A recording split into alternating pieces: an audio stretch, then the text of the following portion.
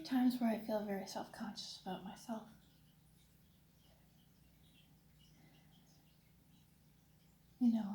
I get self-conscious about my body weight, my body hair, the fact that I am not super feminine. There's a lot of, underlining issues with my self, the view of myself. It makes it hard sometimes to verbalize how I feel about it.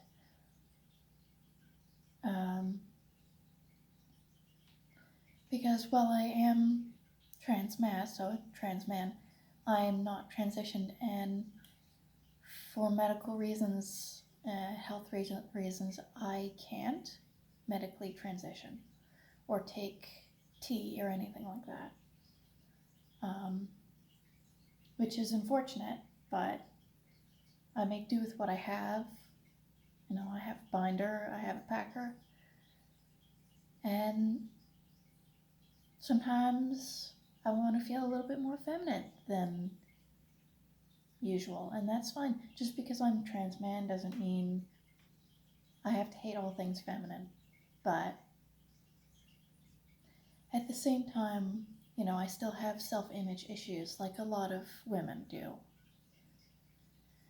I worry about, my body weight and bust size and, body hair.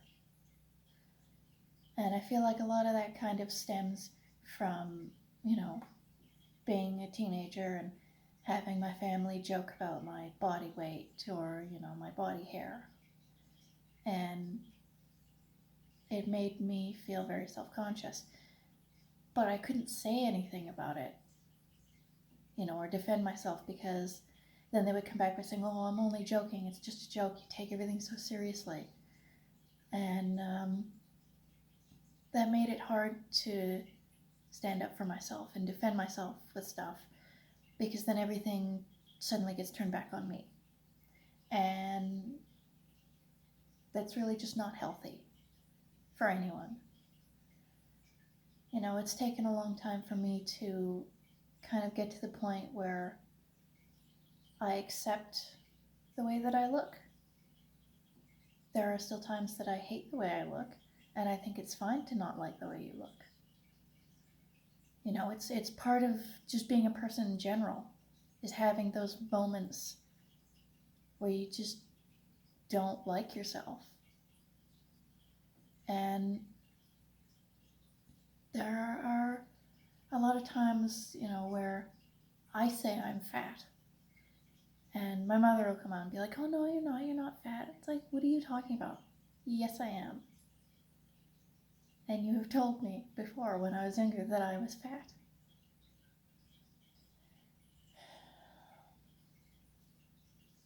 It's just a little bit frustrating, because there are moments where I do feel very good about myself, and I do like the way that I look, and I don't feel self-conscious. But, there's always that little voice that comes back that, every time I see, another woman, and she's skinnier than me, she's prettier than me, she's more feminine than me, and it makes me really self-conscious, because, I'm not that kind of person. I don't like makeup, I don't like dresses, skirts, heels. I'm not that kind of person. But because of the way women are raised, and because of, the advertisement and the way media pushes, and movies and shows even push specific, ideologies and, body shapes for women and girls, you can't help but sometimes feel inadequate or unfeminine or undesirable, because even if,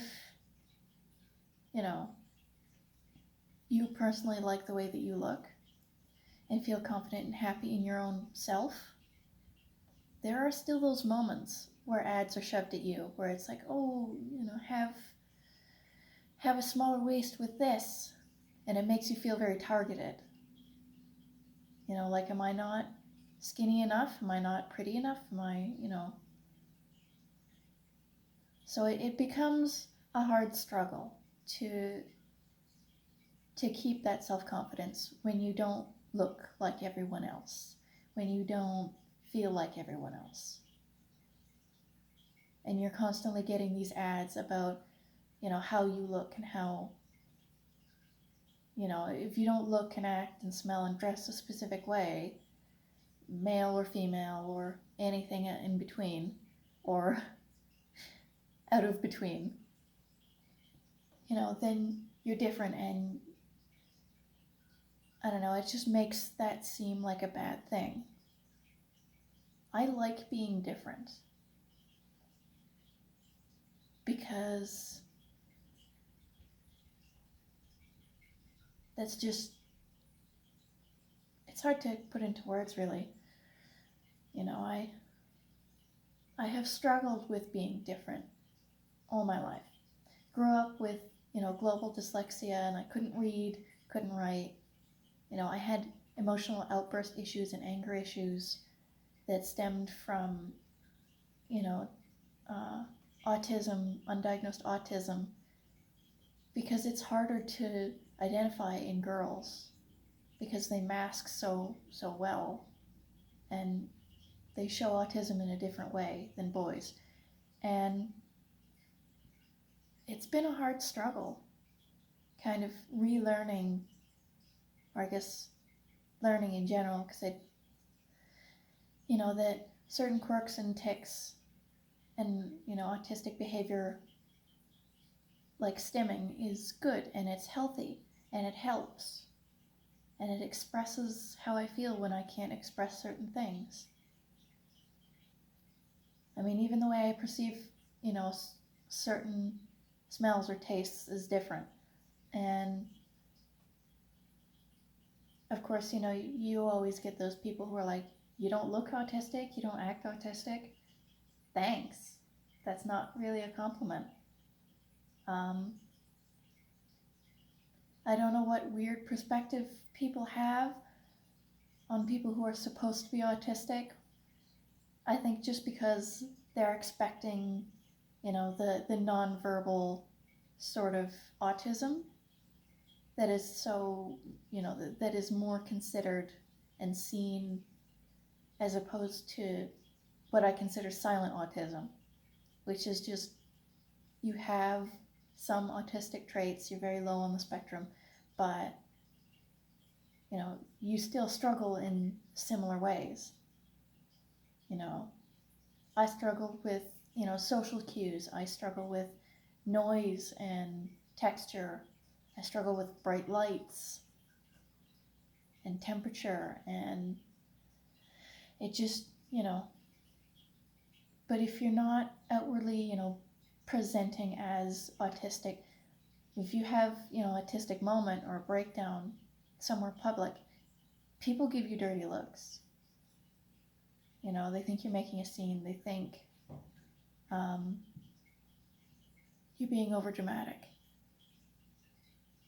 And they don't care or feel sympathy for you because they can't immediately tell that you are autistic. And I think that's really fucking stupid.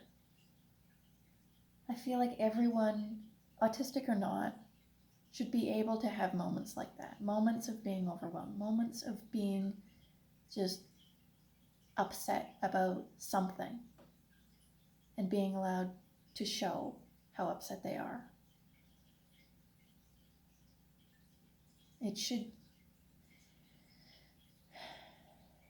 just frustrates me a lot that there are so many people who are just so, I don't know the word for it, but they don't understand